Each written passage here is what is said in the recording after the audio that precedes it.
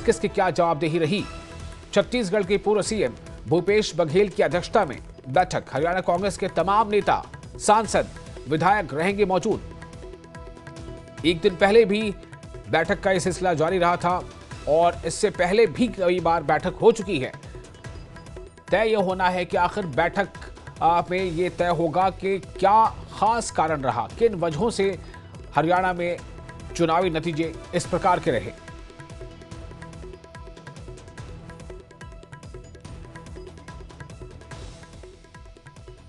तो हरियाणा में हार के कारण जानने की कोशिश है। फैक्ट फाइंडिंग कमेटी का किया गया था गठन। करण दलाल की अध्यक्षता में बनी थी कमेटी। कमेटी तलाश रही है हार के कारण। पहले भी 2 बार हो चुकी है हार पर समीक्षा बैठक। चुनाव में हारे नेताओं से कांग्रेस ने कारण पूछे।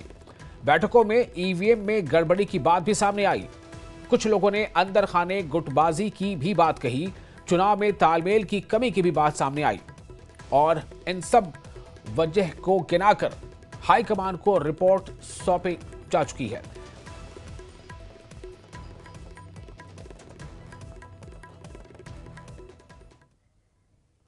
और रवि मिश्रा हमारे साथ जुड़ चुके हैं इस खबर पर और ज्यादा जानकारी के साथ। रवि, क्या बैठक आज की जो है वो शुरू हो चुकी है? देखिए, साफ तौर पर जैसी जानकारी प्राप्त हो रही है कि कांग्रेस वॉर रूम में फैक्ट फाइंडिंग कमेटी की ये बैठक है। भूपेश बघेल जो कि अध्यक्ष हैं इस फैक्ट फाइंडिंग कमेटी के, वो यहाँ पर पहुँच चुके हैं और जैसी जानकारी प्राप्त हो रही है कि एक एक कर कर तमाम लीडर्स को यहाँ बुलाया गया है, उनसे बातचीत की जा रही है और उनसे 1-to-1 वार्ता होगी और आमने सामने बैठकर तमाम चीज़ों पर बातचीत होगी। जो जानकारी प्राप्त हो रही है, एक एक करके तमाम बड़े दिग्गज नेता यहाँ पर पहुँचेंगे। जैसे जैसे तमाम नेता यहाँ पर पहुँचेंगे, अध्यक्ष और उन नेताओं के बीच में बातचीत होगी। आपको बता दूं कि कांग्रेस वॉर रूम में इस वक्त अभी भूपेश बघेल पहुँच चुके हैं, हरीश चौधरी पहुँच चुके हैं और आपस में दोनों की बातचीत हो रही है। अजय माखन का इंतज़ार है। वहीं पहला बड़ा नेता यहाँ पर कौन आता है, किनके साथ बातचीत होती है, ये देखना ये होगा। चुनाव को बीते काफ़ी समय हो गए हैं मगर कांग्रेस अभी भी फैक्ट फाइंडिंग कमेटी के माध्यम से उन कारणों को तलाशने की कोशिश कर रही है जो मुख्य रूप से वजह रही है कांग्रेस के हरियाणा विधानसभा चुनाव में पराजय की।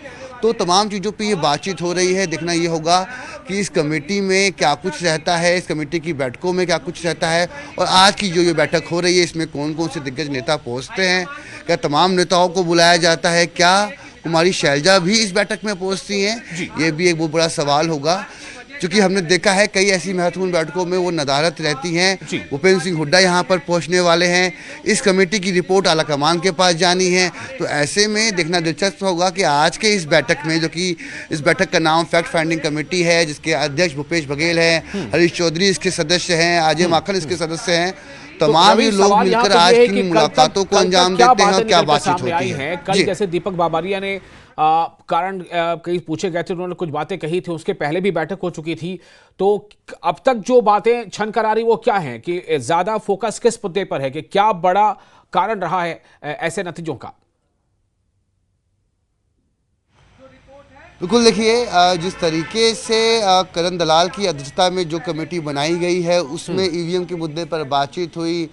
दीपक बाबरिया जो कि प्रभारी रहे वो पहुंचे और कहीं ना कहीं वो बयान जो बैठक के बाद दीपक बाबरिया ने दिया कि अगर सब मुझे दोषी समझते हैं तो मैं अपने आप को दोषी समझता हूं, मानता हूं। मैंने इस्तीफ़ा भी दिया, आलाकमान ने उसे एक्सेप्ट नहीं किया। जो बातें निकलकर सामने आई कि 15 से 16 सीटों पर पहले से ही जानकारी प्राप्त हो चुकी थी दीपक बाबरिया को कि वहां कुछ धांधली हो सकती है। इसकी जानकारी पीसीसी यानी उदय भान को, प्रदेश अध्यक्ष को समय रहते ही नहीं दी गई। साफ तौर पे दीपक बाबरिया ने कहा कि हमने उनको एक दिन पहले ही बता दिया।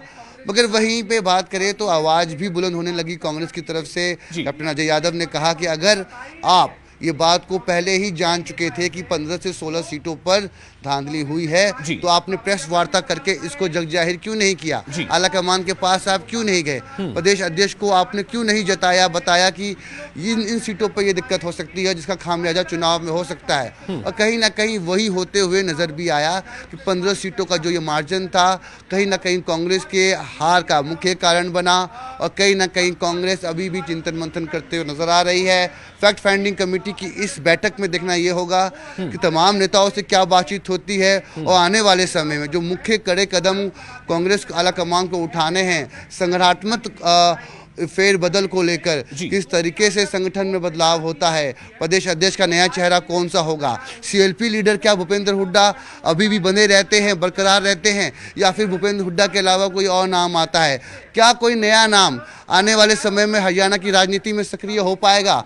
जब तक भूपेंद्र हुड्डा साफ तौर पर अपनी भूमिका में रहेंगे हरियाणा कांग्रेस के, तमाम सवालों का जवाब मिलने वाला है। ये एक अलग सवाल है रवि, और बहुत वाजिब और जायज सवाल है, लेकिन सबसे अहम बात तो यहाँ पर यह है कि फिलहाल मंथन का जो दौर चल रहा है, इस मंथन से आखिर निकलेगा क्या? और जो सबसे बड़ा प्रश्न है, जो आपने भी बताया कि दीपक बाबरिया से कांग्रेस के लोग ही खुद पूछ रहे हैं कि जब आपको 2 दिन पहले या 1 दिन पहले ये पता चल चुका था